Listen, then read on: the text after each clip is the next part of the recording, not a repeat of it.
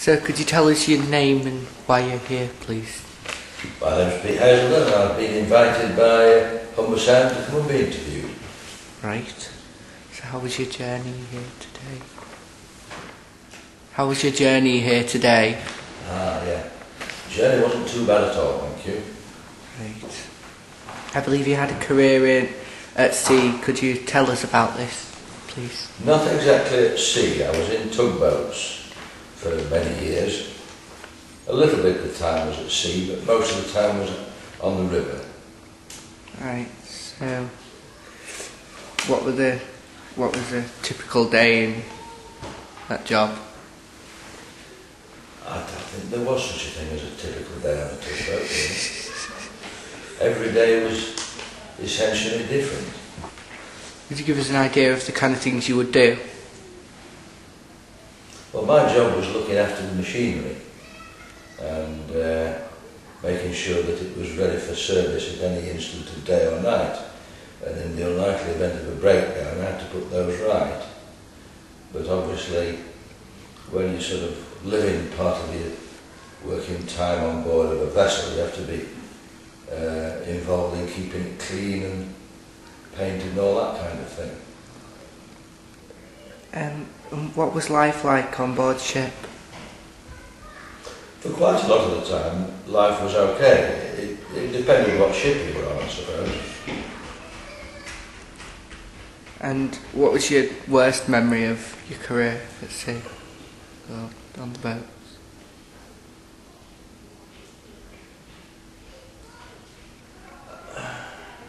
You've really got me there because I don't tend to remember which was the worst or best thing. I suppose generally some of the times which many people would accept as being the worst time is when you're sort of out in the middle of the North Sea and the tugboat's trying to turn itself upside down because the weather's extremely bad, or if whatever you're towing is trying to overrun you and ram you and sink you and things like that. But I don't know, those sort of things a shoreside person might think, oh, that sounds pretty grim, but you just sort of get on with the job and you deal with these things in your stride. So did things like that happen often then? No, not too often, just occasionally. Right. Could you tell us your best memory? Well, some of the nicer memories is when, in terms of when we were going away to sea with the tugs in the 1970s, I suppose, was you would be towing big flat top barges with bits of oil rig on them, and these things were so valuable that you weren't allowed to put to sea from these foreign ports like, I don't know, Emden or Rotterdam and places like that. You weren't allowed to put to sea unless you'd got a good weather forecast, which would be continuous for about 2 or 3 days.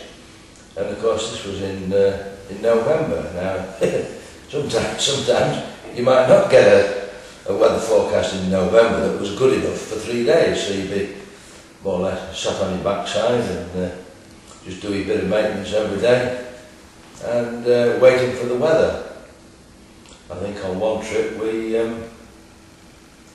don't think we did any towage at all. We were just waiting for weather all the time, and then at the end of the month they flew us back home and another crew came out to relieve us, and they sat and waited for weather until they got a good forecast. Because the problem with that is that you tend to spend your evenings ashore and spend too much of your hard-earned cash, because you probably tend to go to the pub more often than you would at home and things like that.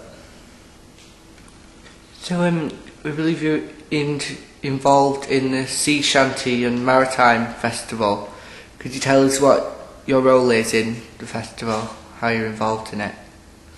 Well, I have a rather grandiose title, which is Consultant and Artistic Director, but really it means I sort out the music. Do you like it, and what's the thing you like most about it? Well, I certainly like it, else I wouldn't do it. I suppose the thing I like about it is when you've brought the event together and you've got a nice sunny afternoon or morning down at the marina there, there's hundreds and hundreds of people all having a good time. And you think, yeah, it's worth doing. And could you tell us anything about this year's festival? Well, this year's festival is quite a landmark, really, because it's our 20th festival. The City Council started the event in 1990, and of course now we're in 2009. No, that's wrong, isn't it? You'll have to edit that bit out. City Council started it in 19... Yeah, that's right. That's right. Yeah. It's a long time since I did any maths at school. It's 50 odd years since I left school.